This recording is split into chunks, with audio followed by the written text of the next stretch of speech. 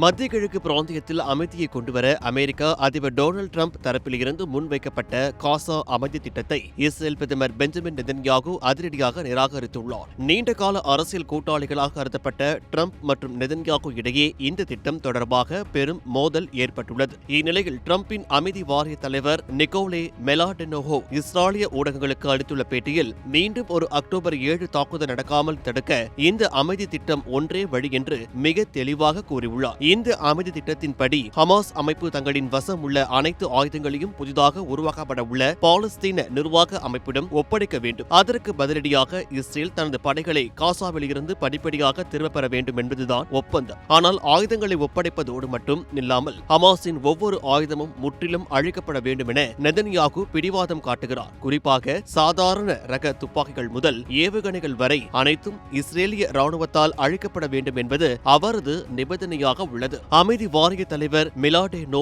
இது குறித்து கூறுகையில், ஹமாஸ் முழுமையாக நிராயுதபாணியாக்கப்பட்ட பிறகே இஸ்ரேல் படைகள் வெளியேறும் என ஏற்கனவே நெதன்யாகுவிடம் உறுதியளிக்கப்பட்டதாக தெரிவித்தார். அதே நேரம் இந்த திட்டத்தில் தற்போது அமெரிக்கா, ஹமாஸ் மற்றும் அமைதி வாரியம் ஆகிய தரப்பினர் மட்டுமே ஒரு புரிதலுக்கு வந்துள்ளனர். இஸ்ரேல் இன்னும் இதில் இணையாவது ஒரு முக்கியமான சிக்கலாக பார்க்கப்படுகிறது. ஹமாஸிடம் உள்ள கடைசி ஆயுதம் வரை ஒப்படைக்கப்படும் பட்சத்தில் இஸ்ரேல் அங்கிருந்து வெளியேறுவதை தவிர வேறு வழியில்லை என்பது அமெரிக்க தரப்பின் வாதமாக இருக்கிறது. நெதன்யாகுவின் இந்த நிராகரிப்பு அமெரிக்காவிற்கும் இஸ்ரேலுக்கும் இடையிலான ராஜதந்திர உறவில் ஒரு புதிய விரிசலை ஏற்படுத்தியுள்ளது. நாங்கள் முன்வைக்கும் இந்த வாய்ப்பு மட்டுமே காசா துயரத்திற்கு நிரந்தர தீர்வாக அமையும் என்று மெலாடெனோ உறுதியுடன் தெரிவித்துள்ளார். தற்போது இதற்கான அடுத்த கட்ட பேச்சுவார்த்தைகள் தீவிரமாக நடைபெற்று வரும் நிலையில் இஸ்ரேல் தனது பிடிவாதத்தை தளர்த்திக் கொண்டு இந்த திட்டத்தை ஏற்குமா அல்லது வளைகுடா பிராந்தியத்தில் போர் இன்னும் நீடிக்குமா என்பது உலக நாடுகளிடையே பெரும் கேள்வியாக எழுந்துள்ளது.